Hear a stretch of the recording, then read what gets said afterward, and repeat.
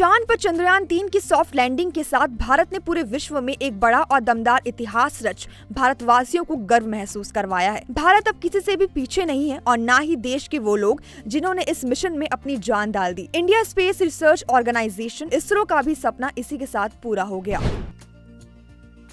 जहां एक तरफ अभी खुशी का माहौल बंद नहीं हुआ कि अब एक और खुशखबरी सुनने को मिली। भारत की स्पेस एजेंसी इसरो का ड्रीम प्रोजेक्ट सूर्य मिशन आदित्य L1 धरती से सूर्य की ओर जाने के लिए शनिवार को लॉन्च हुआ। इसरो के वैज्ञानिकों ने सूर्य मिशन के लिए बहुत मेहनत की। खास बात यह है कि सूर्य मिशन की कमान एक महिला वैज्ञानिक के हाथ में है। उनका नाम निगार शाजी है। आजकल दुनिया भर में निगार शाजी की चर्चा हो रही है। तमिलनाडु की निगार शाजी लगभग 35 साल से इसरो में अपनी सेवाएं दे रही हैं। वैज्ञानिक निगार शाजी भारतीय रिमोट सेंसेस, संचार और इंटरप्लैनेटरी सैटेलाइट प्रोग्राम में विभिन्न जिम्मेदारियों को निभा चुकी हैं। क्या आपको पता है इस मिशन का नाम आदित्य L1 क्यों रखा गया? तो आपको बता दें कि L1 का मतलब है लॉन्ग बिंदु 1। लॉन्ग बिंदु अंतरिक्ष में वो स्थान है जहां दो पिंडों यानी सूर्य और पृथ्वी का गुरुत्वाकर्षण आपस में बैलेंस हो जाता है। एक प्रकार से लॉन्ग बिंदु किसी अंतरिक्ष यान के लिए पार्किंग स्थल का काम करती है। क्योंकि सूर्य का दूसरा नाम आदित्य है, इसका लक्ष्य L1 तक पहुंचना है, इसलिए इस मिशन को आदित्य L1 का नाम दिया गया। आदित्य L1 सूर्य का अध्ययन करने वाली पहली स्पेस बेस्ड इंडियन लैबोरेटरी होगी। आदित्य L1 मिशन जिसका उद्देश्य L1 के चारों ओर की कक्षा से सूर्य का अध्ययन करना है। अब चांद और सूरज यानी चंद्रयान-3 और आदित्य L1 के बाद इसरो के अगले कदम को लेकर पूरी दुनिया की निगाहें भारत की ओर लगी है। इस बीच भारत के अगले स्पेस मिशन को लेकर बड़ी जानकारी सामने आई। इसरो अब गगनयान को लॉन्च करने के लिए तैयार है।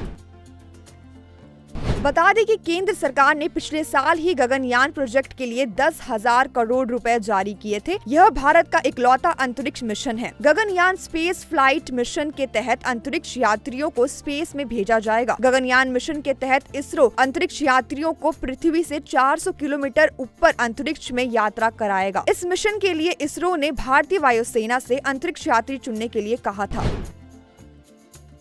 गगनयान की लॉन्चिंग में मानव रहित यान को रॉकेट के जरिए अंतरिक्ष में भेजा जाएगा। सारे सिस्टम की जांच की जाएगी, रिकवरी सिस्टम और टीम की तैयारियों की जांच होगी। इस मिशन में भारतीय नौसेना और कोस्ट गार्ड भी शामिल है। अगले साल के शुरुआती महीनों में गगनयान के जरिए इसरो ने व्योम मित्र महिला ह्यूमनॉइड रोबोट को 24 जनवरी 2020 को पेश किया था। इस रोबोट को बनाने का मकसद देश के पहले मानव मिशन गगनयान के क्रू मॉड्यूल में भेजकर अंतरिक्ष में इंसानी शरीर की हरकतों को समझना। यह फिलहाल बेंगलुरु में है। इसे दुनिया की best space explorer humanoid robot का खिताब मिल चुका है। व्योम मित्र रोबोट इंसानों की तरह काम करती है। यह गगनयान के क्रू मॉड्यूल में लगे रीडिंग पैनल को पढ़ेगी, साथ ही ग्राउंड स्टेशन पर मौजूद वैज्ञानिकों से बातचीत करती रहेगी। इस मानव रहित मिशन के जो परिणाम आएंगे, इसके बाद एक और मानव रहित लॉन्च होगा। तीसरी लॉन्चिंग में भारतीय एस्ट्रोनॉट्स को अंतरिक्ष की यात्रा पर भेजा जाएगा। केंद्रीय विज्ञान एवं प्रौद्योगिकी राज्य मंत्री जितेंद्र सिंह ने कहा कि गगनयान का परीक्षण अक्टूबर में हो सकता है। केंद्रीय विज्ञान और प्रौद्योगिकी राज्य मंत्री जितेंद्र सिंह ने सौर मिशन से जुड़े आदित्य L1 की सफल लॉन्चिंग की तारीफ करते हुए गगनयान प्रोजेक्ट को लेकर एक बड़ा अपडेट दिया है। केंद्रीय मंत्री ने कहा कि जल्द ही गगनयान की पहली परीक्षण उड़ान होगी। आपको बताते चले कि विज्ञान प्रौद्योगिकी मंत्री ने इसी साल लोकसभा में कहा था, पहला परीक्षण यान मिशन TVD1 2023 में योजनाबद्ध है। इसके बाद दूसरा परीक्षण यान TVD2 मिशन और 2024 की पहली तिमाही में होगा, जो गगनयान का पहला मानव रहित मिशन होगा।